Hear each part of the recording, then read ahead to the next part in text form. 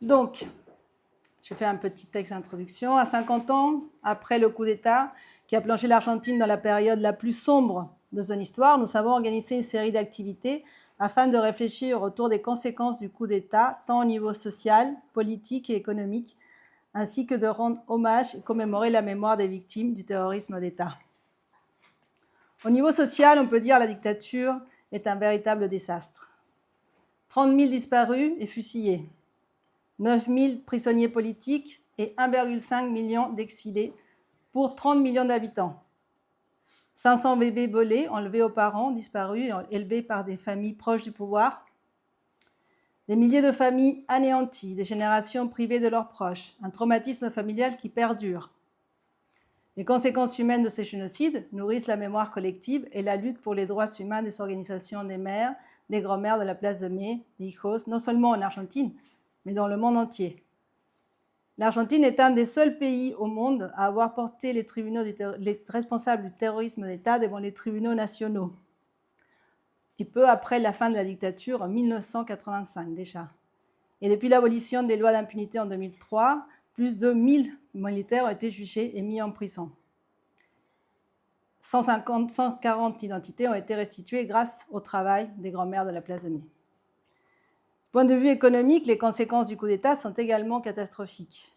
Le ministre de l'économie de l'époque, de la dictature, M. Martínez Dios, avait clairement affirmé qu'il était indispensable d'éliminer toute opposition à l'installation d'une politique économique néolibérale incitée par le Fonds monétaire international.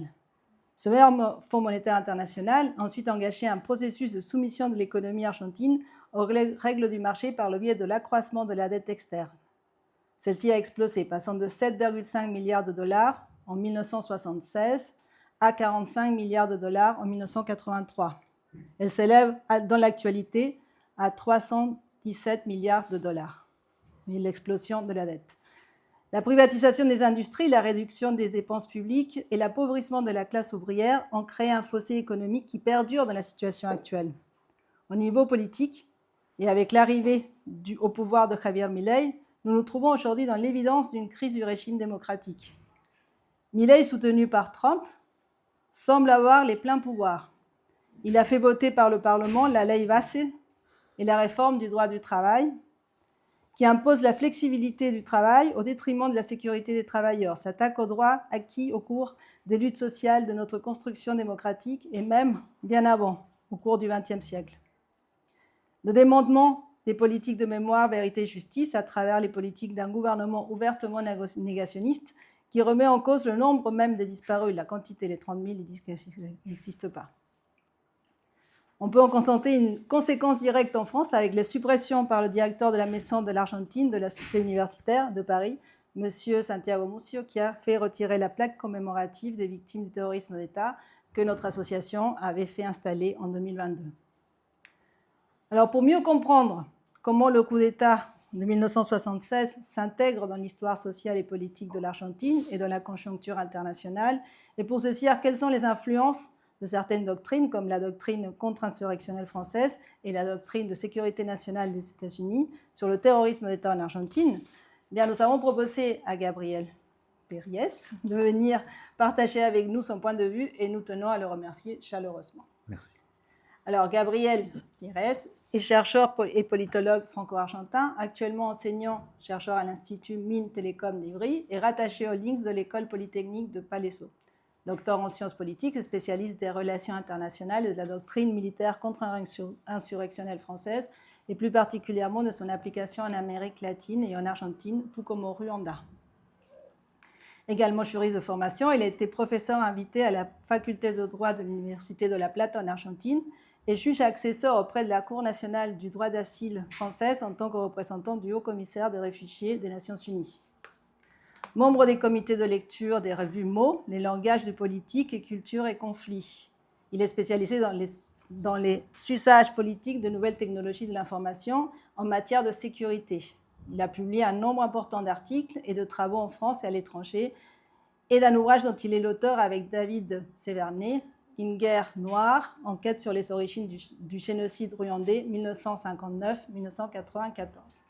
Donc, Gabriel, merci beaucoup de te prêter à cette analyse. Et nous allons commencer. Très bien. Merci. Merci beaucoup à l'ACAF de m'avoir invité pour faire cette présentation. Et justement, nous allons évoquer la pratique du coup d'État en Argentine en posant les termes de cadre institué du coup d'État du 24 mars 1976. Dans le cadre de cette présentation relative au coup d'État du 24 mars 1976, qui a installé la dictature la plus féroce de l'histoire argentine du XXe siècle, il s'agira modestement de poser les termes relatifs aux outils d'analyse de ce processus qui s'inscrit dans l'histoire argentine comme le dernier coup d'État militaire que ce pays a connu, en proposant des outils d'approche de ce fait militaro-politique spécifique de l'histoire argentine depuis 1930, voire depuis les origines même de l'État argentin indépendant ou supposé comme tel. C'est pour cela que dans un premier temps, il s'agira de déterminer la continuité de ce processus politico-militaire de prise du pouvoir, inscrit comme un acte légitimé d'action politique en rappelant la chronologie contextuelle régionale des coups d'État militaires dans l'Argentine du XXe siècle, pour, dans un second temps, poser les termes d'une approche plus centrée sur le coup d'État du 24 mars 1976 et plus particulièrement sur la structure normative civilo-militaire qui a organisé la légitimité institutionnelle de l'action et de l'établissement du régime autoritaire du Proceso de Reorganización Nacional, PRN, après une des répressions les plus violentes des mouvements sociaux et de guérilla de l'ère Perrete et des Montoneros entre 1973 et 1976, coup d'État qui aura comme objectif l'établissement d'un dispositif d'éradication post-contre-guérilla de toute forme d'expression d'une alternative critique aux politiques conservatrices et néolibérales en Argentine et dans le cône sud de l'Amérique latine.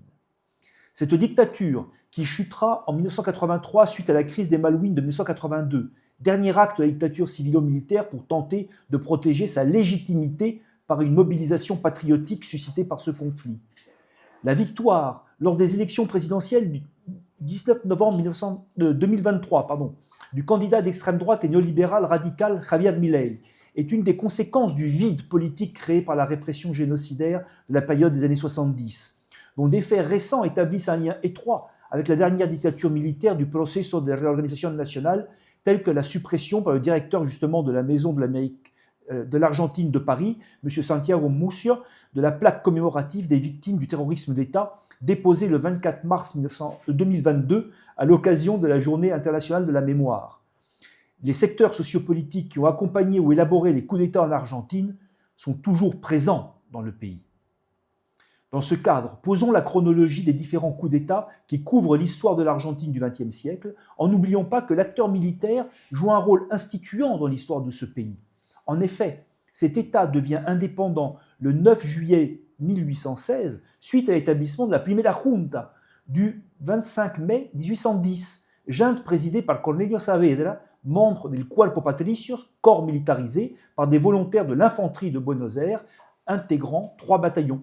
Ceci pour dire que la présence du militaire comme acteur politique est profondément liée à l'histoire de ce jeune État formellement indépendant qui a aujourd'hui 216 ans d'histoire. Et rappelons que San Martín était aussi un général. L'acteur militaire de ce pays entre 1810 et 1976 est ainsi socio-historiquement et formellement légitimé dans l'imaginaire constitutif de l'État argentin. Il s'agit là d'une variable qu'il convient d'analyser. Et n'oublions pas la profonde interaction entre l'autorité militaire et celle des grands propriétaires terriens et commerçants depuis la réalisation même de l'État colonial de l'Argentine. C'est dans ce cadre socio-historique que nous posons les termes du continuum des coups d'État militaires qui vont se succéder au XXe siècle, soit 6 coups d'État.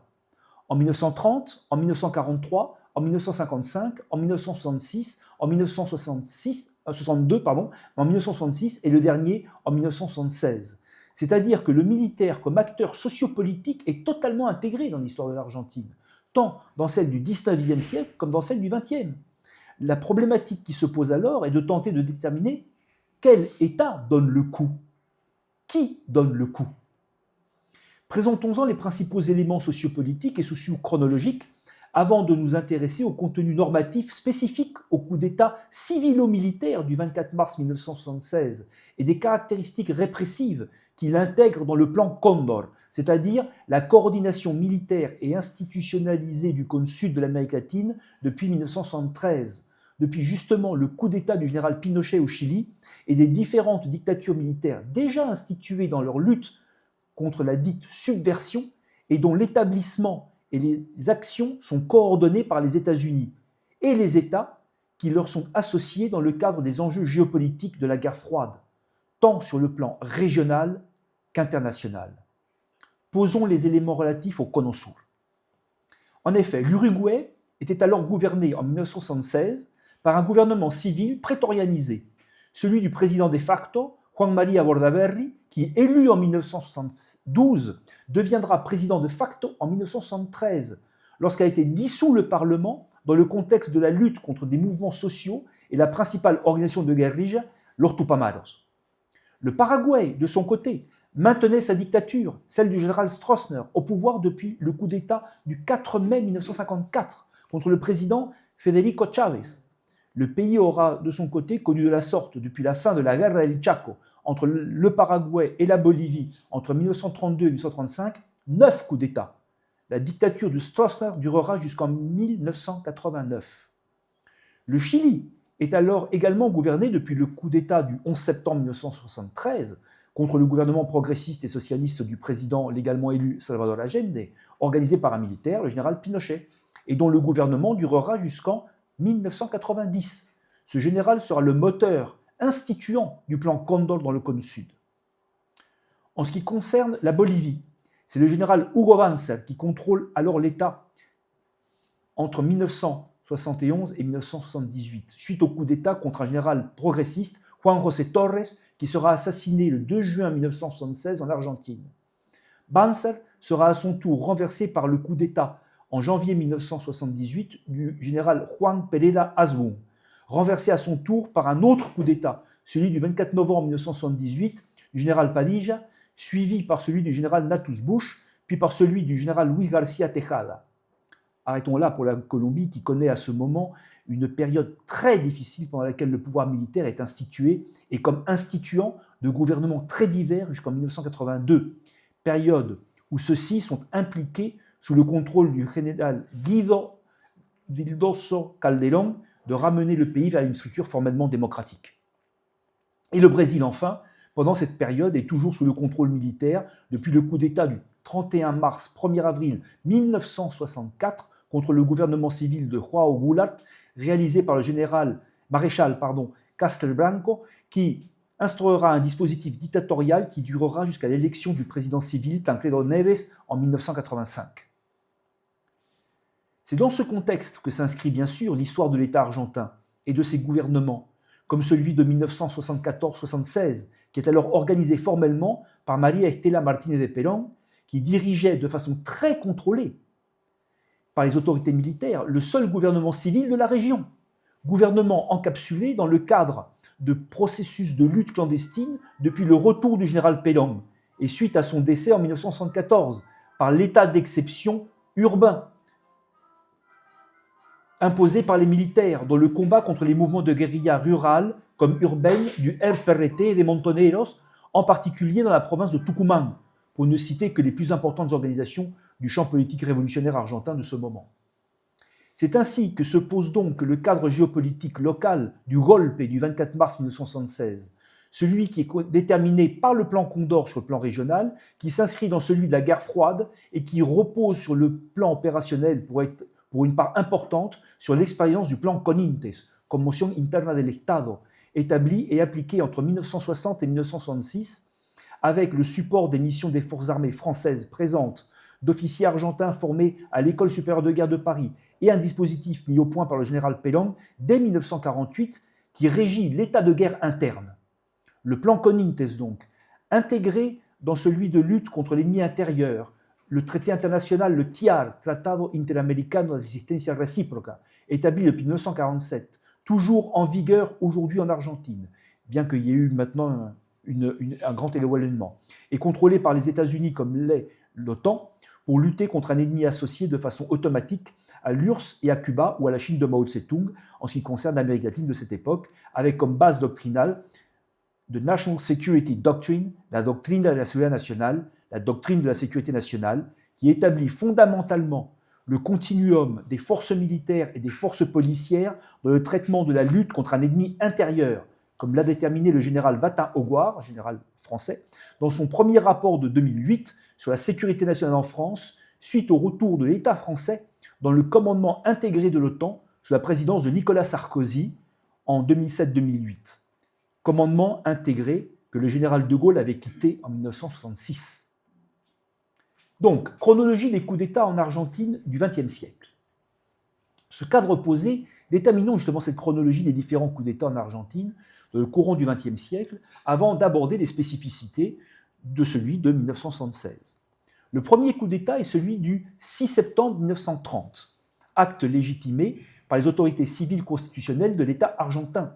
En effet, ce moment est important, car il convient de rappeler que depuis ce coup d'État, les forces armées argentines sont des acteurs politiques légitimés inscrits dans le champ politique, à travers le concept juridique du poder de facto, qui a renversé le gouvernement légal du président élu Hipólito Yrigoyen. Cette expression a été institutionnalisée par la Cour suprême argentine à travers son acordada, décision concertée, du 9 septembre 1930, soit 3 jours après le coup d'État du général Uriburu contre le gouvernement légal, qui en a ainsi légitimé la pratique de prise du pouvoir par les forces armées. Ce coup d'État a été ainsi instituant, comme la décision de la Cour suprême de la dictature civilo-militaire qui s'est ainsi instaurée. Suivent ainsi les coups d'État de 1943, du GRU, Grupo de los Oficiales Unidos pro-Allemagne nazie, organisé par la Grande-Bretagne et auquel participe le lieutenant-colonel Pelon, revenu de l'Italie mussolinienne. Puis celui de 1955, réalisé par les forces militaires et civiles antipéronistes conservatrices, relayé par celui de 1962 contre le gouvernement de Arturo Frondizi, suivi par celui de 1966, réalisé par le général Onganía contre le président Ilia, et finalement par celui de 1976 contre le gouvernement de Isabel Perón, déjà sous le contrôle militaire et policier à travers un personnage comme López Rega. Un point commun de tous ces coups d'État, ils seront légitimés par l'autorité civile la plus élevée du droit constitutionnel argentin, la Corte Suprema, la Cour suprême, comme vu plus haut, sous l'expression de l'exercice du poder de facto, et normalisés à travers une proclama, c'est-à-dire un acte discursif reconnu comme instituant, exprimé dans l'espace public par une autorité militaire, signalant de la sorte son introduction dans le champ politique et administratif de façon autonome, ou sous le contrôle d'une des grandes puissances de l'époque, la Grande-Bretagne, les États-Unis, ou plus rarement la France. Enfin, un dernier point légitime, la pratique du coup d'État en Argentine.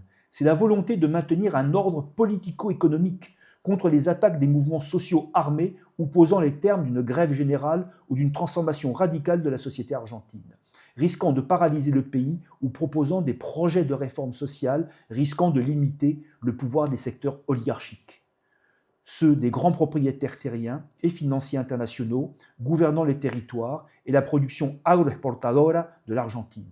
Une remarque importante, dès 1948, sous le gouvernement légal du général Pelon, il s'agira d'élaborer puis d'appliquer des pratiques spécifiques répressives organisées de façon normative et reprises plus tard en grande partie dans le plan Conintes, sous le gouvernement de Frondizi en 1958, soit le plan de lutte contre la conmoción interna del Estado, qui a intégré, après la Seconde Guerre mondiale, les pratiques répressives classiques, puis, pendant la guerre froide, les expériences contre-insurrectionnelles et de contre-guérilla rurale comme urbaine, issues des guerres d'Indochine, d'Algérie, menées par l'État français, et normalisées dans la doctrine militaire dite de la guerre révolutionnaire, DGR, qui sera appliquée de façon stricte dans la lutte anti-guérilla des années 60-70, jusqu'à la fin de la dernière dictature issue du coup d'État du 24 mars 1976. Ceci dit, le deuxième gouvernement légal élu du général Pelon s'achèvera lors du coup d'État du 16 septembre 1955, après le bombardement de la maison du gouvernement du 16 juin 1955, coup d'État portant le nom de Révolution Libertadora, la révolution libératrice, dirigée par le général Eduardo Lonardi, général qui sera le 13 novembre remplacé par le général Aramburu. Le général Pelon partira alors en exil dans un premier temps au Paraguay du général Stroessner avant de partir pour l'Espagne du général Franco. Et une junte gouvernante s'imposera, composée par l'amiral Isaac Rojas, nommé vice-président de la nation argentine, dans lequel s'intégreront des agents civils, et le général des forces aériennes, Julio César Krause, qui fut un des principaux responsables du bombardement des populations civiles de la Casa de Gobierno 3 mois avant le coup d'État, causant plus de 1000 victimes civiles comme militaires, et ce, avec l'appui du grand groupe pétrolier argentin, par exemple, et une alliance les réunissant sous le nom de Grupo Bemberg, un consortium d'entreprises multinationales opposées aux réformes sociales réalisées par les gouvernements péronistes lors de la première présidence du général Perón. Évidemment, l'idéologie du gouvernement militaire sera fortement marquée par l'antimarxisme de la guerre froide, se basant sur une position nationale catholique radicale, c'est-à-dire fortement appuyée par des secteurs très marqués par le pouvoir ecclésiastique argentin, l'Argentine n'étant pas un pays laïque. Le gouvernement militaire du général Aramburu se maintiendra au pouvoir jusqu'en 1958, après avoir annulé la constitution réformée de 1949 et remis en vigueur celle de 1853. Toutefois, face aux tensions sociales et politiques, le général Aramburu appelle à des élections au mois de février 1958 qui permettent l'élection du candidat du parti radical Arturo Frondizi, y compris avec le soutien de secteurs du péronisme. Mais les tensions sociales sont fortes et resteront présentes. Cette alliance avec certains secteurs du péronisme fera que Frondizi sera sous le contrôle des forces armées hostiles à l'ancien président déchu et sera destitué par le coup d'État civilo-militaire réalisé le 29 mars 1962. Il sera remplacé par le président du Sénat, José Mario Guido, jusqu'en 1963, remplacement légitimé de nouveau par la Cour suprême de justice, ce qui a permis au président de facto Guido de gouverner sans être élu. Peu de temps après, les forces militaires lui ont imposé la prise de mesures coercitives en intervenant dans des provinces et en assumant entre leurs mains le pouvoir législatif national et les pouvoirs exécutifs et législatifs des provinces. Le successeur de Guido sera le président élu Arturo Umberto Illia le 12 octobre 1963, président qui sera destitué à son tour le 28 juin 1966 par le coup d'État du général Onganía. Le général Onganía dirigera le gouvernement civilo-militaire jusqu'en 1970 en instituant jusqu'au 25 mai 1973, sous le nom de Révolution argentine, la présence des gouvernements militaires.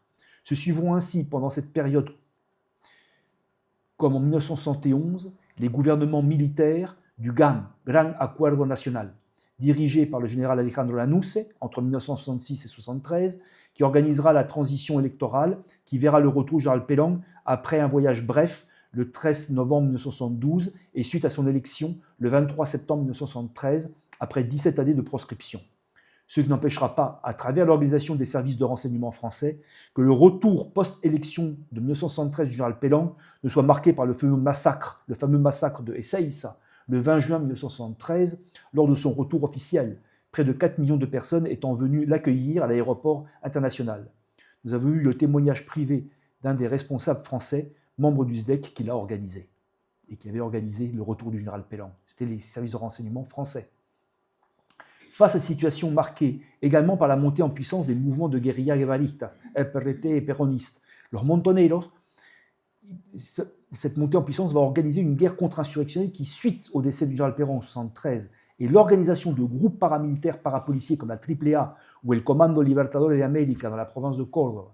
Un point de recherche intéressant est que dans ce cadre, la AAA, il a fallu compter avec la participation de François Chiappe. C'est un point que j'ai trouvé. Ancien collaborateur pro-nazi pour la dictature du général Pétain, ancien de l'OAS et de la French Connection en Argentine, ce qui implique aussi la participation des services de renseignement français.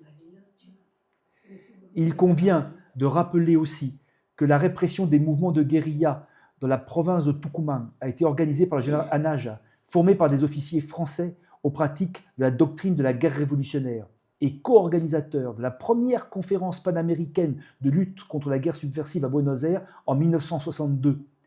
Il agissait alors avec le lieutenant-colonel Bantresque, provenant des troupes des services de renseignement français, groupe commando mixte aérotransporté. Le coup d'État va avoir lieu après la destitution totale de ces mouvements de guérilla en 1975. Destruction totale. Il n'y avait plus de mouvement de guérilla à Tucumán, c'était fini. Ce coup d'État mérite ainsi une analyse spécifique relative à son fonctionnement normatif et ses pratiques institutionnelles ayant donné lieu à l'établissement du Proceso de Reorganización Nacional, PRN, dernier gouvernement civilo-militaire du XXe siècle en Argentine, et des pratiques de ce qu'on a appelé dès 1973 le terrorisme d'État, intégrant le massacre de Ezeiza, les processus de contre-guérilla à Tucumán et les pratiques des structures et autres hiérarchies parallèles comme la AAA et les centres clandestins de détention pendant la période de la contre-guérilla commencée en 1974. C'est dans ce contexte donc que nous désirerions aborder maintenant la nature et les spécificités normatives de ce dernier coup d'État, celui du 24 mars 1976, dans le contexte de la commémoration de son 50e anniversaire, pour en souligner les spécificités en posant les termes de sa détermination sociopolitique et instituante d'une dictature spécifique, celle du PRN, Proceso de Reorganización Nacional, coup d'État dont nous désirerions poser les termes des ruptures et continuités eu égard au coup d'État antérieur, liés aux autres secteurs civils nationaux ou internationaux qui seront à préciser. Donc, de l'état de siège de fait à la normativité de la notion de poder de facto à l'origine du coup d'État de 1976, de la normativité de la dictature civilo-militaire néolibérale. La doctrine militaire juridique du poder de facto de la Cour suprême argentine à la transformation de l'article 23 de la Constitution de 1853, c'est par là qu'est passée la légitimité normative du coup d'État de 1976, el nuevo derecho. Donc en 1976, nous retrouvons le même dispositif que dans le cadre des autres coups d'État militaires, la doctrine juridique du poder de facto, l'acceptation de la Cour suprême de justice argentine légitime donc le coup d'État, qui renverse Isabel Perón, de qualifier, donc de légitimer a posteriori la prise du pouvoir par le militaire et du gouvernement qui en sont issus, et ce, contra legem, pour reprendre l'expression classique, contre la loi. Comment légitimer donc ce qui est illégal? Toutefois, la doctrine du poder de facto va être suivie par la transformation de l'article 23 de la Constitution de 1853, qui va structurer la légitimité répressive du coup d'État de 1976 et produire une doctrine militaro-politique spécifique, le nuevo derecho, en 1980. Ce processus, qui a été normativement structuré classiquement dans le cadre classique du poder de facto à travers la décision de la Corte Suprema, contre le président légal, María Estela Martínez de Perón, veuve du général Perón. Ce fait est important, comme depuis 1930, ce pronunciamento a de nouveau menacé de destitution ou a destitué les membres de la Cour suprême de justice, pour en nommer d'autres, plus en phase avec les nouvelles autorités, donc favorables au coup d'État. C'est là que commence sur le plan institutionnel le régime civico-militaire sur le plan normatif, institué bien que les processus de contre-guérilla urbaine étaient déjà en action sous le contrôle de López Rega, ministre civil du bien-être social, qui avait le contrôle des hiérarchies parallèles comme la AAA, CNU dans la province de Buenos Aires, à La Plata, et d'autres structures parapolicières et paramilitaires. La militarisation institutionnelle directe, basée sur les doctrines militaires contre-insurrectionnelles, se retrouve donc et se reconnaissent en 1976. Ce n'est qu'a posteriori, donc, après le coup d'État de 1976, que la Corte Suprema de Justicia va, comme avant, affirmer les principes d'efficacité et d'effectivité contenus dans sa doctrine du poder de facto. De telle sorte, je cite, que s'institue un gouvernement effectif dont l'autorité a été respectée dans toute la nation, à la disposition duquel ont été donnés les moyens nécessaires pour assurer l'ordre et accomplir les fonctions de l'État, et qui a maintenu son autorité dans les limites de l'ordre légal préétabli. Limites fixées donc dans la légalité de l'état de siège, donc, décrété le 6 novembre 1974 lors de l'Operativo Independencia de la province de Tucumán, puis sur l'ensemble du territoire de l'Argentine, et qui sera maintenu jusqu'au 28 octobre 1983. Le poder de facto légitimé pose ainsi que la légalité du coup d'État trouve sa source clairement établie dans l'état d'exception. Ce qui est intéressant aussi, c'est que le poder de facto, qui va institutionnaliser le pouvoir de la Primera Junta et le pouvoir présidentiel du général Videla, transforme aussi la Constitution de 1883. La transformation de l'article 23 de la Constitution argentine est intéressante sur ce plan, car elle intègre la lutte exterminatrice contre l'ennemi intérieur de la partie supérieure formelle de la hiérarchie des normes, la Constitution. Elle porte en effet sur la dernière partie de l'article 23, afin d'empêcher la sortie du territoire des personnes qui risquent d'être arrêtées et qui ont décidé de sortir du territoire. Que disait la Constitution de 1853, justement, dans l'article 23 ? Je le lis en français. En cas de troubles intérieurs ou d'attaques extérieures mettant en péril l'exercice de la présente Constitution et les autorités établies par elle, l'état de siège est décrété de la province ou sur le territoire où l'ordre public est troublé et les garanties constitutionnelles y sont suspendues. Pendant cette suspension, le président de la République ne peut, de sa propre autorité, prononcer aucune condamnation ni aucune peine. et ça c'est intéressant, en ce qui concerne les personnes, son pouvoir est donc limité au droit d'ordonner leur arrestation ou leur transfert d'un point du territoire à un autre si elles ne désirent pas quitter le territoire argentin. La modification va concerner les dernières phrases de l'article 23. En caso de conmoción interior o de ataque exterior que pongan en peligro el ejercicio de esta Constitución y las autoridades creadas por ella, se declarará en estado de sitio la provincia o territorio donde exista la perturbación del orden, quedando suspensas ahí las garantías constitucionales. C'est fini, on n'a plus le droit de sortir. Si on n'est pas d'accord, l'exil n'est plus la manière de fuir la répression. Non, c'est fini, on ne peut plus sortir. Ce qui fait que l'État s'inscrit alors dans une politique d'extermination légalisée de l'ennemi intérieur qui ne peut plus s'exiler. Ce qui est l'expression du plan Cóndor qui articule entre elles les différentes forces répressives du cône sud de l'Amérique latine, nourries elles-mêmes tant par la doctrine nationale d'origine nord-américaine que par les doctrines militaires, comme on l'a dit tout à l'heure, contre-insurrectionnelles françaises remontant à la guerre d'Algérie, comme nous l'avons déterminé. Et l'argumentation des juristes militaires est intéressante sur ce plan-là. L'approche du lieutenant-colonel Horacio Domínguez, stagiaire de la ESGA, l'École supérieure de guerre argentine, juriste et rédacteur d'un traité de droit intitulé La Nueva Guerra y el Nuevo Derecho, ensayo para una estrategia jurídica contrasubversiva, tomo 1 y 2, Círculo Militar, 1980. La nouvelle guerre, le nouveau droit, essai pour une stratégie juridique contre-subversive, publié en 1980.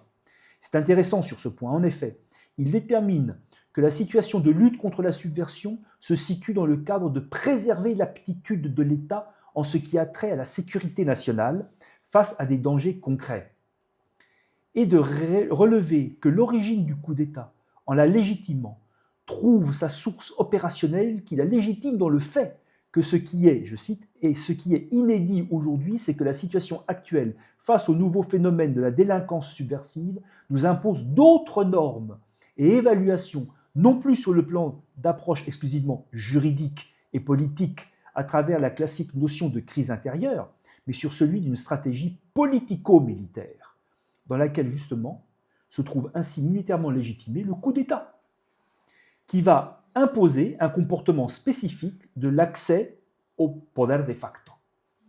Le point intéressant dans cette argumentation légitimatrice est qu'après avoir présenté les sources juridiques classiques, comme la jurisprudence et les doctrines juridiques civiles qui ont légitimé les coups d'État antérieurs, ce juriste émanant de l'armée fait de l'institution militaire une source du droit, au lieu de lui être normalement soumise.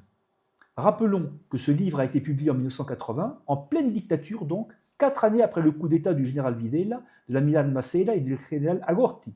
L'état de siège s'articule de la sorte, de façon active, avec celle du poder de facto, et ce, sous le gouvernement de la Primera Junta du Proceso de Reorganización Nacional.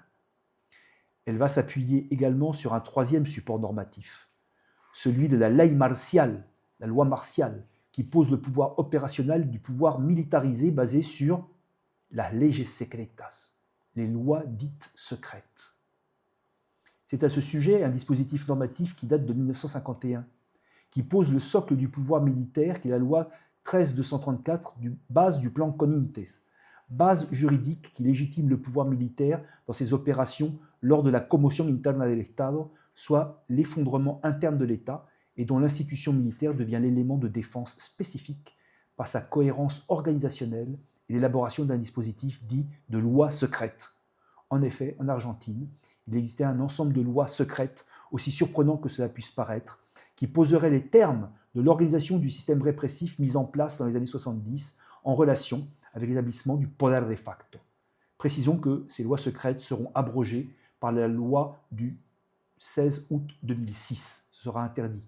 On ne parlera plus des lois secrètes. D'une certaine manière, nous avons là la réponse à votre question initiale. Dans le cadre d'un coup d'État, qui donne le coup? Eh bien, c'est l'État. Le coup d'État de 1976 est, dans sa normativité et ses acteurs impliqués, un coup que donne l'État argentin. C'est ce que l'auteur militaire et juriste pose. Le golpe de Estado est un des aspects de justification du pouvoir de l'État. Il est défini par sa fonctionnalité comme, je cite, « destiné à défendre la souveraineté de l'État et des intérêts de la nation compromis par une attaque de l'ennemi international ou pour maintenir ou rétablir l'ordre interne, assurer l'application de la Constitution et légitimer les autorités constituées face à un ennemi rebelle, qui détermine ce qui est l'ennemi pour légitimer le coup d'État, ou mieux encore, le coup de l'État. » Sans doute faut-il ajouter en tant que précision donc celui des secteurs civils qui accompagnent le coup d'État du 24 mars 1976 et dont nous avons aujourd'hui l'expression au pouvoir. Ils n'ont plus besoin des forces militaires de facto. L'ennemi intérieur, comme sa culture, les traditions des combats révolutionnaires, leur surport physique et humain, ont subi une extermination qui a commencé en 1930 avec une méthodologie d'origine coloniale. Et aujourd'hui, ceux qui se basent sur le pouvoir doctrinal des économistes néolibéraux, comme celui de Martínez de Hoz, sont au pouvoir légalement élus. Là, nous ne sommes pas dans le domaine de l'institution qui fait le coup d'État d'un point de vue pratique, mais dans celui de la détermination du champ sociopolitique qui en réalise la gouvernementalité, qui le suit et institutionnalise la dictature civilo-sécuritaire, en l'occurrence le poder de facto du marché. Nous pensons que la leçon du golpe du 24 mars 1976 est là. Voilà, j'ai dit. Merci.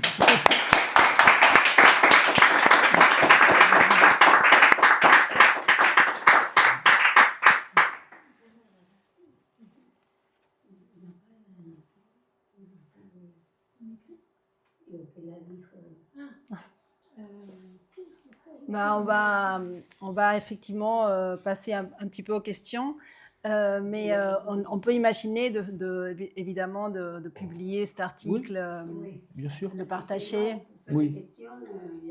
Il y a plusieurs idées. Oui, mais, oui, bien sûr. Mais ceci dit, on peut se laisser un petit peu le temps de l'échange. En fait, oui, bien sûr. Nous, on n'a pas voulu faire des activités où finalement on passe d'un sujet à l'autre. On a voulu faire quelque chose de plus approfondi pour ce début d'activité. Donc, c'est ça, c'est intéressant ça. Oui, je vais faire tout en voyage. Donc voilà, moi, je ne sais pas, on peut imaginer de continuer à discuter. Moi, j'avais quelques questions, personnellement, mais s'il y en a d'autres qui ont noté des questions, allez-y, on vous écoute. Oui.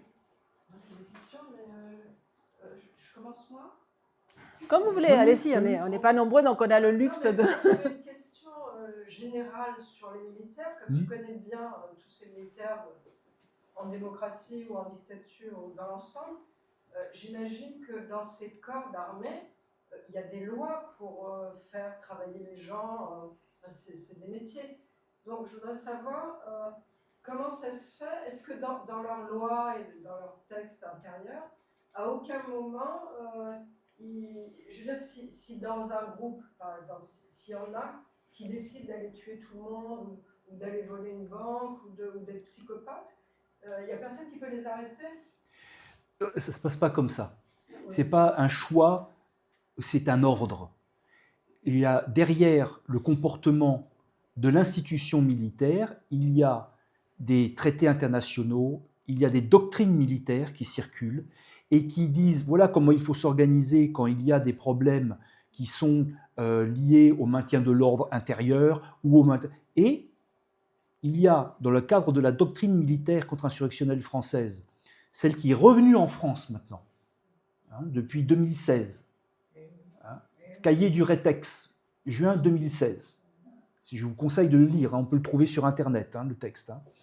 Et qu'est-ce qu'il y a? Il y a un chapitre de cette doctrine qui s'appelle les hiérarchies parallèles, où les forces armées peuvent contrôler à travers des structures parallèles des forces organisées par...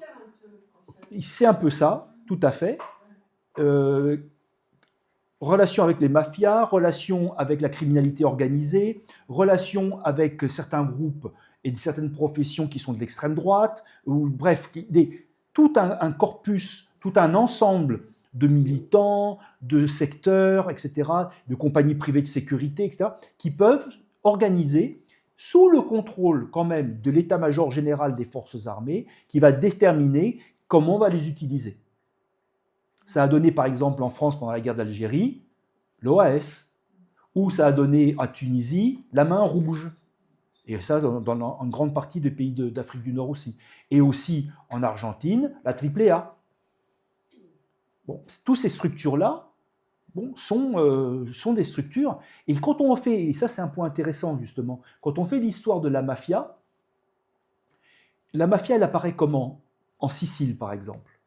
Les grands propriétaires terriens, quand ils partaient à la cour du roi, pour éviter que les autres familles ne viennent piller leur territoire et les fruits, etc., ils ont armé les paysans qu'ils avaient. Et petit à petit, ces paysans armés ont commencé à organiser la sécurité aussi des petits villages, des petites villes, etc., etc. Et petit à petit, se sont autonomisés pour avoir justement de l'argent. Et petit à petit, ils se sont autonomisés. Il s'est passé la même chose du côté de Naples, par exemple, aussi, dans la région portuaire, où il y avait aussi des groupes comme ça qui étaient organisés par les grands propriétaires de la zone portuaire. Et petit à petit, ça s'est autonomisé. Et le système colonial en Amérique latine, les grands propriétaires terriens avaient aussi leur propre milice, la milicias, pour organiser leur propre territoire, de façon autonome. Et ça a été, et comme par hasard, les doctrinaires militaires français de cette doctrine militaire proviennent, comme le colonel Lacheroy, des troupes coloniales. C'est-à-dire, ils étaient au courant de l'organisation de ces systèmes autonomes qui ont donné lieu à la création de milices spécifiques. Et après, la doctrine militaire française, qu'ils ont eux-mêmes organisée, met ces doctrines, met ces structures en relation avec les campagnes militaires de destruction de l'ennemi intérieur. Voilà. Ça a donné la AAA en Argentine. Ou l'OAS en France, ou d'autres structures paramilitaires et parapolicières. Autre question? Oui, une petite question, c'est que c'est une très bonne formulation de la théorie de l'État, en tout cas. C'est-à-dire que l'État, en tant qu'instrument politique, administratif, d'une classe sociale, quoi que ce soit, qui a le monopole de la violence légale, non légale, et des appareils idéologiques. Si on reprend Gramsci, alors c'est très intéressant que ce n'est pas un coup contre un État, sinon c'est l'État lui-même qui se reproduit en donnant un coup d'État à ce contestataire. Ça, j'estime que c'est un grand apport, parce qu'on manipule les coups d'État à gauche et à droite, sans comprendre d'abord c'est quoi l'État, c'est quoi les instruments de reproduction de celui-ci, c'est quoi les instruments de reproduction à niveau national, avec les milices, etc., à niveau international, comme on a vu il y a quelques jours dans une réunion internationale des forces armées aux États-Unis convoquée par le TIOSAM. Et bon, vraiment très important ton apport. Oui, moi, ce que j'essaye toujours de définir, c'est d'essayer de comprendre ce que c'est que l'État. Qui donne le coup? Coup d'État. Qu'est-ce que l'État? Et on se rend compte que lorsqu'on regarde justement, c'est un ensemble, l'État. C'est un ensemble de structures, de groupes, de groupes sociaux, etc., qui exercent le pouvoir sur les autres groupes sociaux. Et qui exercent de la violence. Cette violence, elle est légitimée par les lois, par des textes, etc. C'est aussi Max Weber qui disait « L'État, c'est l'entreprise politique avec succès, revendique le monopole de la violence légitime sur un territoire déterminé. » Bon, aujourd'hui, avec la révolution cybernétique, on pourrait se dire, avec ce qui est en train de se passer au niveau des structures de l'État, c'est que l'État, c'est plus un monopole de la violence légitime, c'est un oligopole de la violence légitime. Il y a beaucoup de structures qui sont coordonnées, non pas forcément entre elles, mais passent des conventions ou des contrats pour organiser l'ordre dans des espaces. Lutte cognitive. Lutte cognitive, ou le Conseil national des autorités privées de sécurité, dont le représentant en France est présent aussi au Conseil de défense et de sécurité nationale, qui est géré aussi par le président de la République, et c'est des militaires, et dont un des représentants siège au commandement intégré de l'OTAN. C'est dirigé par les États-Unis. Oui. Espera que te va José Eduardo. Non, merci. Non. Non, c'est un commentaire d'abord général. C'est vrai que quand on discute coup d'État, etc., on a la tendance de faire des discussions politiques, des opinions, des avis, des journalismes. Donc c'est bien d'avoir une image plus d'enseignant-chercheur. Voilà. Mais plus structuré, j'apprécie beaucoup. Il n'y a pas beaucoup, en tout cas, sur le sujet. Donc, merci encore, honnêtement. Et j'ai trois questions que je me pose pendant que tu as ton exposé, dans différentes situations. Tu as parlé de comment toujours la Cour suprême a autorisé, justifié les coups d'État. Pour les dernières, pour moi, il n'y a pas de surprise parce que moi, j'ai vécu tout ça. Je crois que j'ai vécu les coups d'État de 1955, c'est le premier que je me rappelle. Donc, à tous. Et donc toujours, c'était la Cour suprême. Mais maintenant, c'est en 1930. C'était qui était à la Cour suprême en 1930? Est-ce que c'était les gens du Parti radical? C'était les alvéaristes? C'était... Bon. Parce que ça c'est la première fois qu'on a pu imaginer qu'avec tous ces gouvernements du Parti radical, la Cour suprême ne va pas être comme ça, tellement vite à justifier les... Donc ça, c'est la première question. Comme ça, si tu veux, je...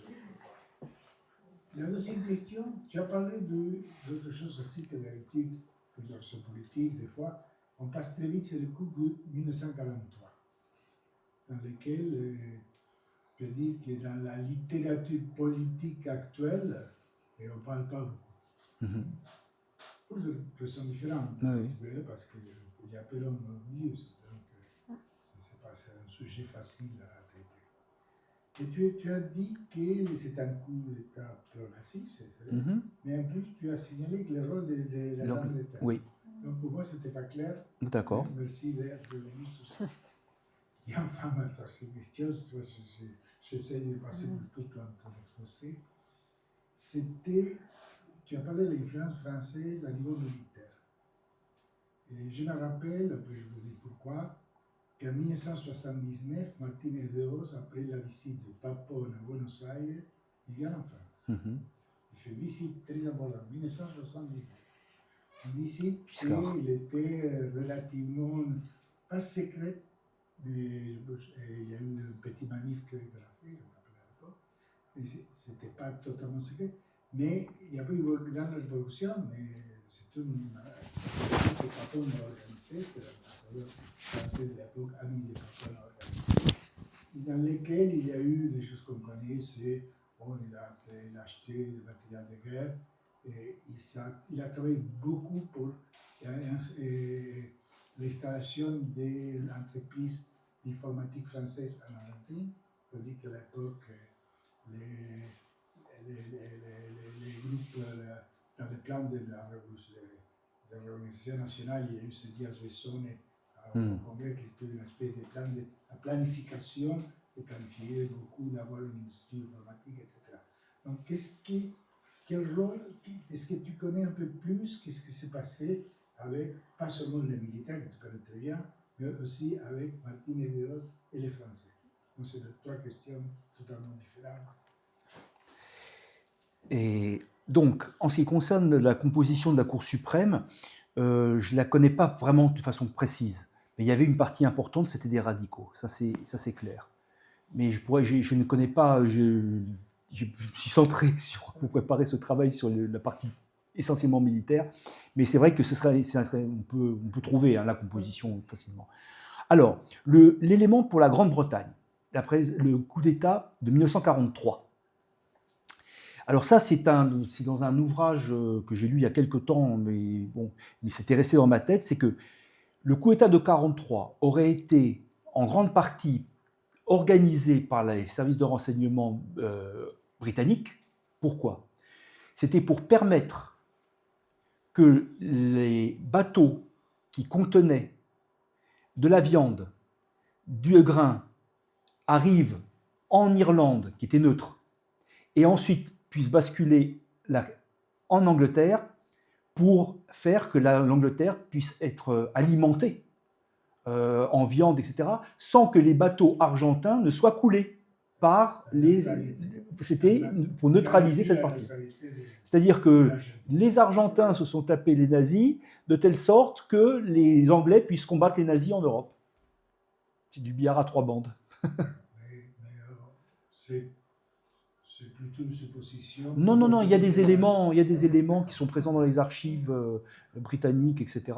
Il y a des éléments. Il y a des éléments. Alors, pour ce qui concerne l'influence de 1979, alors bon, il est vrai que Giscard a, à cette époque, joué un rôle très... Il a poussé en avant, justement, le retour de la France dans le domaine d'où la France avait été éjectée par les Américains en 1966. Et c'était un moyen aussi de jouer un jeu double sur le plan géopolitique avec les Américains, parce que Giscard était très, très pro-américain, et en même temps d'ouvrir la porte pour pouvoir relancer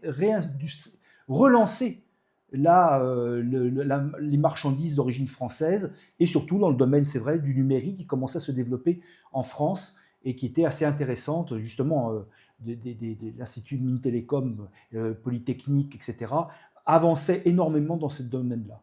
Mais je ne pourrais pas, là, comme ça, aller plus loin. Mais c'est vrai que Giscard a beaucoup joué le jeu là-dedans, et c'est à cette époque-là, et ça je m'en souviens personnellement, que mon père et ma mère avaient organisé le groupe de solidarité du peuple argentin en lutte en 1974.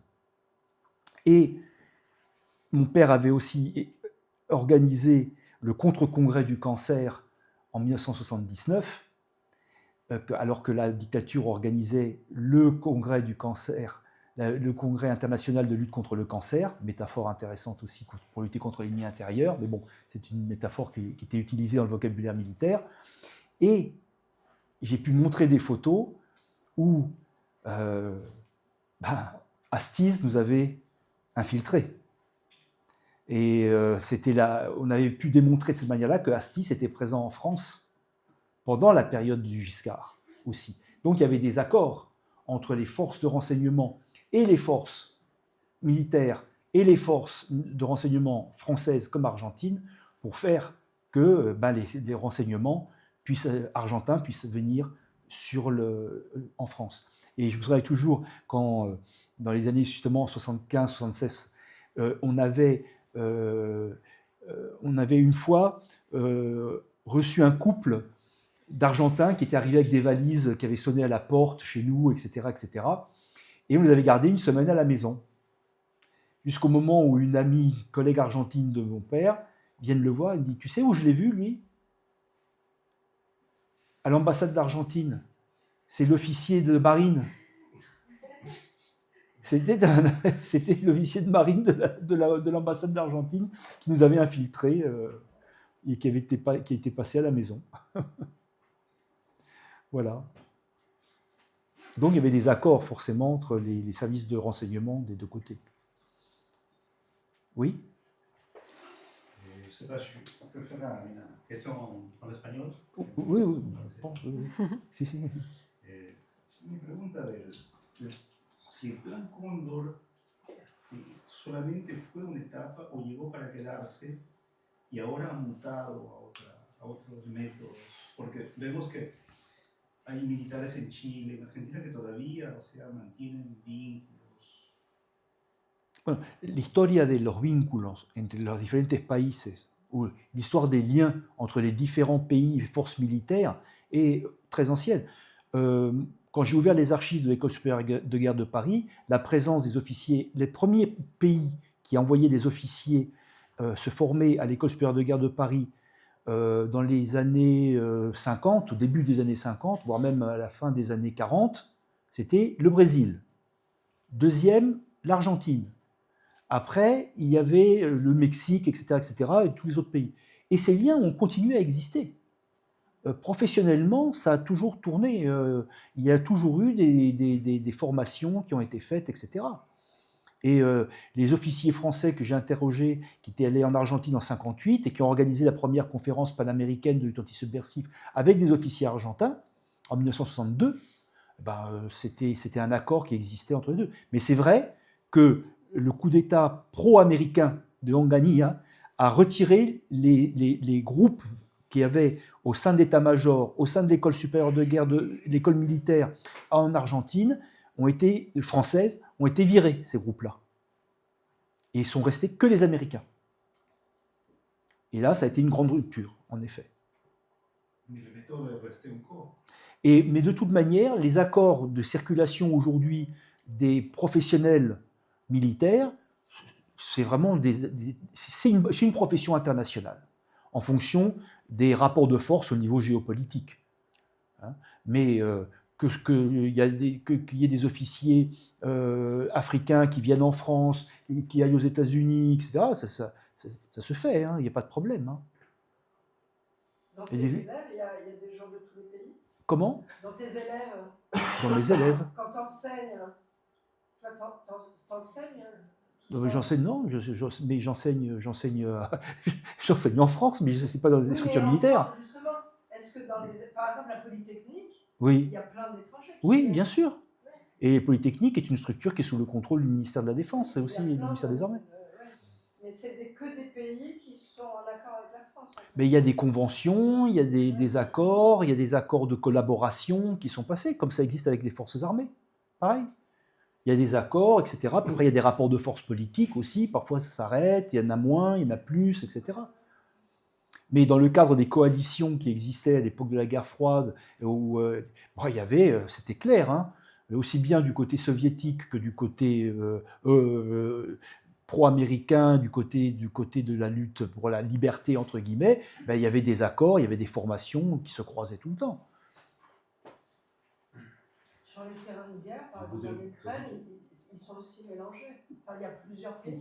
De quoi? Les militaires qui sont dans la guerre en ce moment. Ah oui, il y a beaucoup de militaires d'origine étrangère qui peuvent participer à des offensives, etc., etc. Ça fait partie de leur formation professionnelle, en effet. C'est des stagiaires.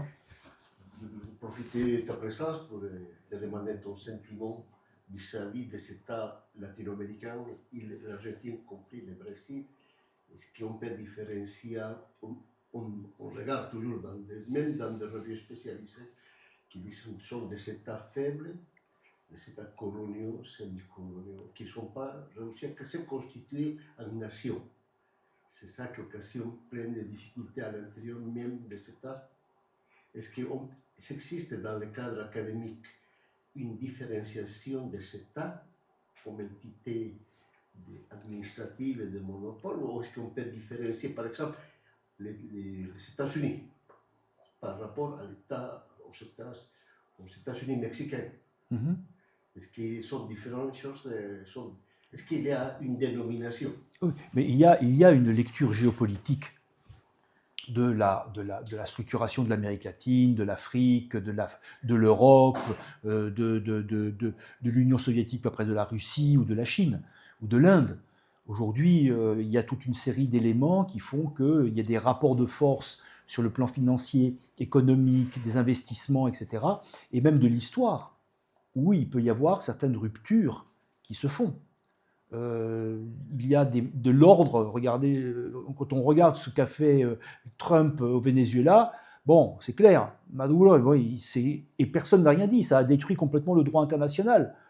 Un État pouvait prendre comme ça un chef d'État dans un autre pays, en brisant en ne respectant pas du tout le droit international, et rien ne s'est passé. Pareil, l'État d'Israël, aujourd'hui, Netanyahou, il est poursuivi par la Cour pénale internationale. Mais il voyage aux États-Unis. Et personne ne l'arrête. Comment? En passant par là. Oui, tout à fait. Voilà, donc il y a tout un élément. Je ne dis pas si c'est bien ou mal, mais je dis simplement que c'est un fait objectif qu'il y a aussi des rapports de force. Et aujourd'hui, le rapport de force fait que des États sont moins puissants que les autres sur le plan financier, sur le plan économique, plus dépendants. Et beaucoup de pays d'Amérique latine sont en état de dépendance par rapport aux États-Unis et qui déterminent le contenu de leur politique sociale, économique et internationale et qui les contrôlent. Ça, c'est clair aussi. Il se passe la même chose en Afrique, il se passe la même chose en Asie et même en Europe. Il y a des rapports de force aujourd'hui en Europe pour savoir qui fait quoi. Et on se rend compte que les États-Unis peuvent décider de qui va intervenir à tel moment ou tel autre, etc. Et des participations géopolitiques. Là on est dans la structuration géopolitique. Et l'Amérique latine aujourd'hui, il y a eu un moment dans les années 90, 2020, d'autonomisation un petit peu des capacités des États latino-américains, mais ça a été brisé complètement. Léo, tu voulais dire? Oui, j'ai deux questions. Oui. Dans une des premières diapos, tu montrais les années de dictature. Donc on voyait que la dictature argentine n'était pas... il avait que 7 ans par rapport à des autres qui étaient beaucoup plus longues. Oui. Donc dans toute guerre militaire, il y a des objectifs. Et là, tu parlais des 6 coups d'État. Donc j'imagine que chacun a eu des objectifs différents, ou est-ce que c'était toujours les mêmes objectifs qui évoluaient, mais toujours les mêmes? Et si la dernière, l'objectif c'était l'extermination de l'organisation sociale, l'organisation syndicale, voilà, est-ce que l'objectif a été accompli très rapidement et c'est pour ça que la dictature finalement n'avait plus d'essence d'exister, plutôt que juste un échec après la guerre de Malvines? Donc voilà. Comment ça peut s'interpréter aussi autrement. Et par rapport à tous ces échanges avec les États-Unis et la France, vu que pour ces 50 ans des commémorations de coups d'État, une des consignes, c'est qu'ils disent où ils sont les disparus, est-ce qu'on peut imaginer que dans les services de renseignement français, par exemple, parce qu'on ne va pas compter avec les Américains, mais est-ce que les services de renseignement français, il peut avoir cette information? Est-ce que le gouvernement français il peut donner cette information? Alors, le gouvernement français peut donner cette information, mais les archives, les services de renseignement sont fermés pour 100 ans. Ça, c'est depuis Jospin en plus. C'est Jospin qui les a verrouillés. Avant, c'était une période plus courte. Et c'est 100 ans maintenant qu'ils sont fermés. Et pourquoi Jospin? Pourquoi Jospin? Le sien, mais peut-être que ce n'était pas son intérêt. Il faut voir que ce moment-là, Jospin et d'autres ont des attitudes, ils viennent d'une même tendance politique, avec mélange. Voilà, tout à fait. Absolument, c'est la même chose. Les archives militaires et surtout les services de renseignement en France sont verrouillés pour un siècle. 100 ans. Un siècle. 100 ans, 100 años. C'est plus que ça, je ne sais pas. Mais il y a quelque chose là, il y a un point de contact entre les différentes périodes pour éviter qu'on rentre dans ces éléments-là. Ça, c'est à vérifier plus précisément. Bueno, los nietos. Alors, c'est difficile pour continuer. De toute façon, Parce que los nietos, ça sont bien. De toute façon, il y a eu quand même un peu de matériel qui est sorti, particulièrement autour du procès qu'il y a eu plein contrôle pour les Français disparus tout à fait. Dans lesquels, dans l'instruction du juge Léloir, il a pu avoir accès à pas mal d'archives. Le problème, c'est que tous les archives dans lesquelles il a accès, il disait rien. Vous savez, nous, on ne savons rien, nous, etc. Très peu d'informations significatives. Particulièrement, il y a un cadre de la CIA, je crois que c'est avril 1976, qui dit de façon explicite, la CIA, les services secrets français, ils sont au courant de toute l'activité Condor. Et sur celui-là, quand Léloir a regardé tous les archives français, etc., les diplomatiques, etc., il dit rien. même la DST, Mhm. dans une lettre officielle au juge, elle dit qu'on ne connaît rien, même pas que c'était le plan Condor. Tout à fait. Dans le cas de Sandoval. Mhm. Non, non, pas à Sandoval. Non, non, mais je c'était veux pas dire que dans le cas de c'était le Sandoval, le type, il était. Le service secret français, il devait connaître forcément qui c'était ce personnage qui venait des forces de l'ordre. C'était pas quelqu'un de clandestin, c'était pas quelqu'un que personne connaissait. Donc, ils ont été quand même protégés par la France. Oui, oui. Et les activités illégales qui sont menées en France, moi je me souviens quand ils ont ouvert les archives de l'ambassade argentine, j'étais présente, on n'a pas trouvé un seul document Non. qui parlait ni des réfugiés politiques, ni des activités Tout à fait. de tous ces époques-là. Rien. Rien. Rien, il y avait des caisses, il y avait beaucoup, Oui, oui. beaucoup de documents, rien, j'avais tout vidé. Mhm. Alors, il y a une question qui était posée sur les objectifs des coups d'État. Mais les objectifs des coups d'État, à chaque fois qu'il y a eu des coups d'État, c'était pour restaurer l'ordre. Il y a une partie de l'État dont la fonction est d'organiser l'ordre, non pas constitutionnel, politique au sens des normes de la Constitution, mais l'ordre pratique au niveau de la sécurité, de l'organisation sociale contre un ennemi social qui fait des grèves, qui organise des grèves insurrectionnelles, des mouvements de guérilla, etc., etc. Et là, en 1930, il y a cette participation, ça devient un facteur de pouvoir. Ce savoir et ces pratiques deviennent un facteur de pouvoir avec un accord des autres forces politiques. Et ils prennent le pouvoir ensemble. Et ça, tous les coups d'État ont été comme ça. Sauf c'est vrai, il y en a un qui a été le coup d'État de 1943 était un peu particulier, parce qu'il n'a pas vraiment institutionnalisé pendant très très longtemps la situation, mais quand même, il a eu un rôle politique et social dans les relations internationales et surtout aussi dans le combat historique que font très souvent, que faisaient dans le XXe siècle les forces armées contre le communisme international, contre les mouvements sociaux organisés, contre les mouvements anarchistes organisés, etc., etc. Et là, ça a toujours été une structuration forte de cet espace-là. Et à chaque fois, les motifs des coups d'État, c'est toujours le maintien de l'ordre et l'organisation de l'ordre, où le militaire se fait le dépositaire des capacités de maintenir l'ordre. C'était le même système qui existait au XIXe aussi. C'était le rôle historique des milices, des forces armées, etc. C'était de maintenir l'ordre, et mais aussi il y a eu des guerres internationales qui ont existé. La guerre contre le Paraguay, ça a été vraiment une guerre où il y a eu des massacres de population, etc. Et ça a été la guerre de la Triple Alliance. Ça a été une guerre contre le président qui avait organisé la première révolution industrielle des pays d'Amérique latine en plus, qui avait commencé à moderniser l'État, machine à vapeur, etc., etc. Et comme par hasard, clac, il a pris un coup d'État. Plus s'appelait Francia. Mais bon, donc c'est quand même un appareillage de maintien de l'ordre. Qui était accepté aussi par la population. Et dont la population aussi était acceptée en grande partie. Et d'où provenaient les militaires de haut grade de cette époque-là? Socialement, ils provenaient des mêmes secteurs que les grands propriétaires terriens, etc. C'était les enfants, ou c'était les cousins, ou c'était... Il y a eu une cohérence sociale aussi au niveau des hauts grades des forces armées et des grands propriétaires terriens, des industriels, etc., etc., qui participent à la même...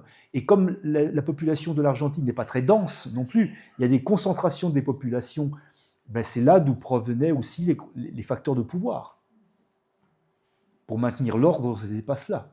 Et même aujourd'hui, quand on réveille sur la table la théorie des démons, on parle d'un appareil d'État qui va combattre les subversions.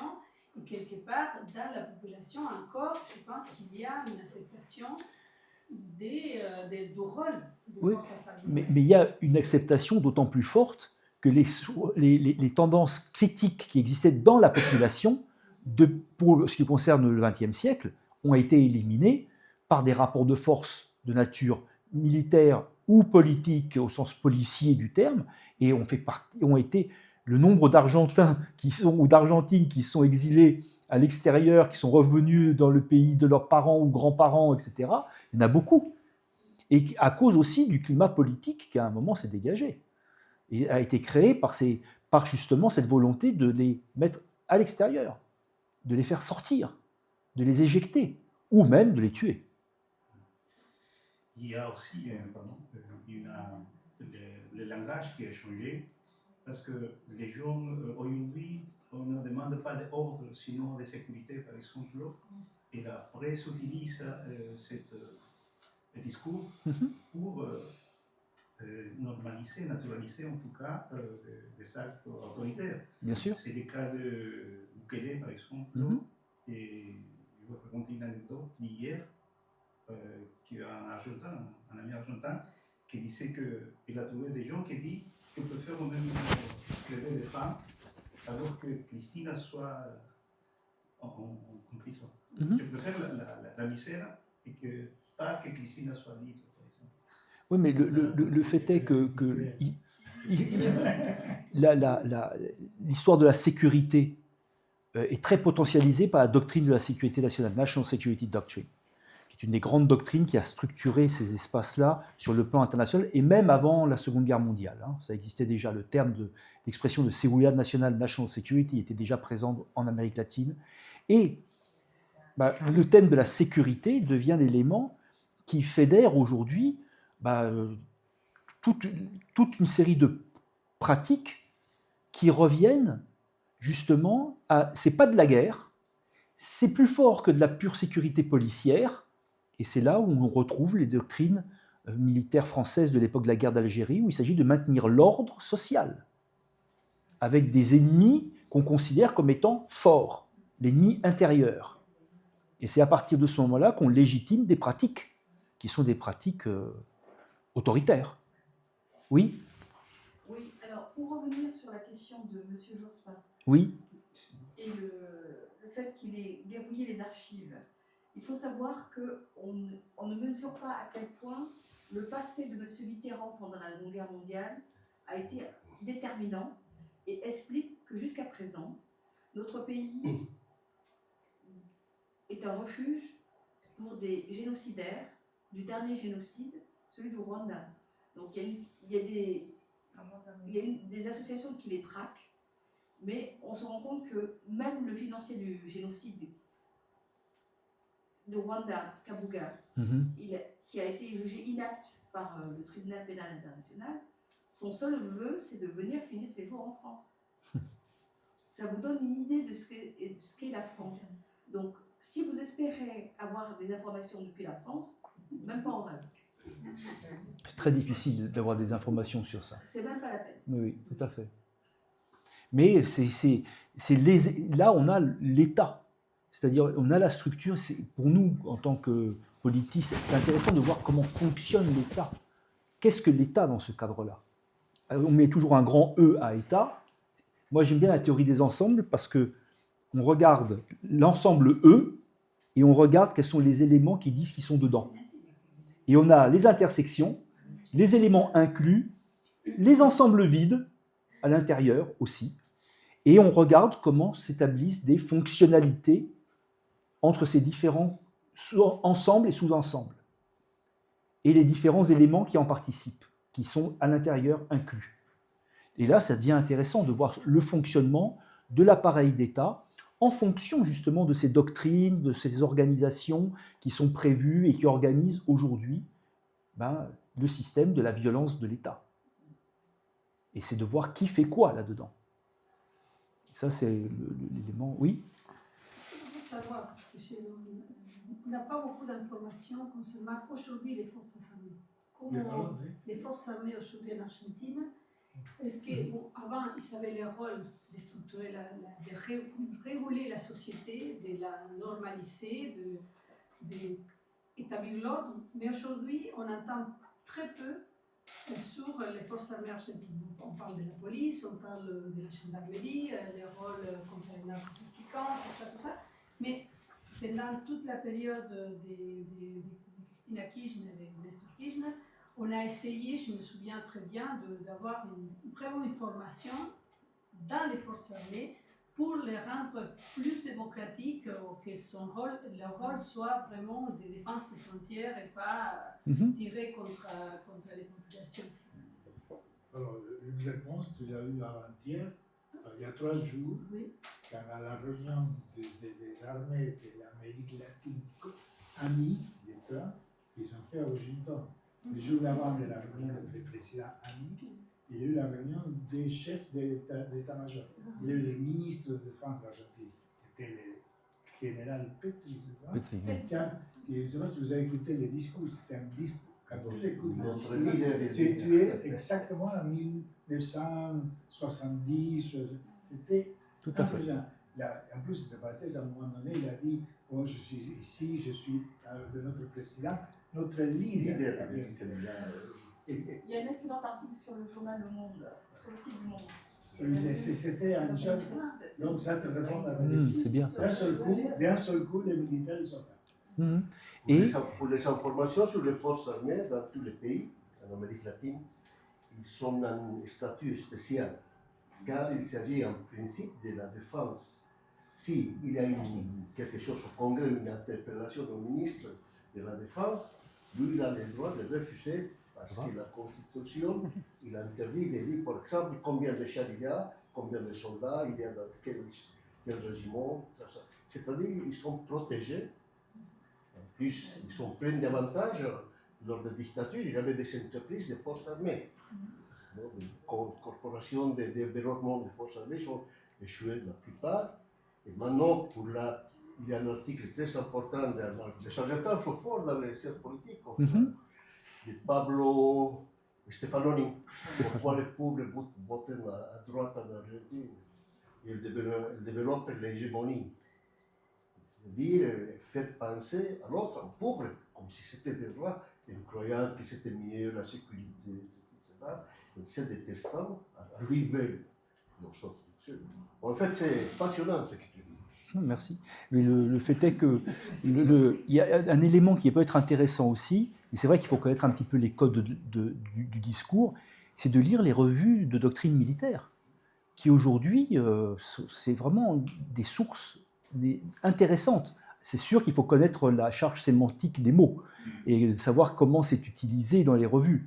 Mais c'est très intéressant de voir comment se posent certains types de problèmes, comment ils deviennent importants, et très souvent, avec l'introduction, par exemple, en France, de la doctrine de la sécurité nationale nord-américaine et le retour des doctrines militaires contre-insurrectionnelles françaises de l'époque de la guerre d'Algérie, comme par hasard, la gendarmerie est passée sous le contrôle du ministère de l'Intérieur, alors que c'était avant uniquement le ministère de la Défense, et que donc on a militarisé les forces de police, et les policiers et la gendarmerie, les cadres supérieurs sont formés à Saint-Cyr.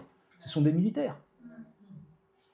Donc, on a une militarisation de la sécurité intérieure. C'est ce que j'allais dire, parce qu'en fait, on ne sait pas grand-chose du cadre militaire, mais on sait très bien que la gendarmerie et la police, ils sont très pressants pour le contrôle de la sécurité intérieure. Donc, oui. Une extrême polarisation. En fait. Mais aussi, dans le cadre de l'état d'urgence d'aujourd'hui, le plan, comment il s'appelle, le plan Vigipirate, pardon, des fois on voit des militaires avec des mitraillettes en train de marcher dans la rue. Oui, mais quand il y a une manif.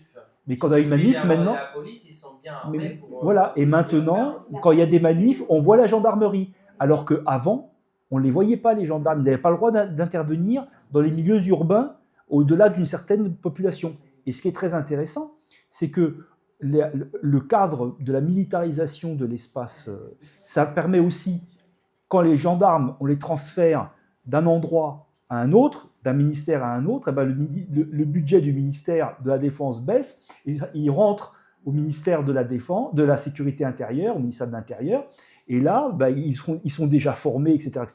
Voilà. C'est-à-dire qu'on n'a pas besoin d'investir énormément. Donc il y a un jeu aussi néolibéral de transférer des compétences d'un endroit à un autre pour faire baisser des budgets.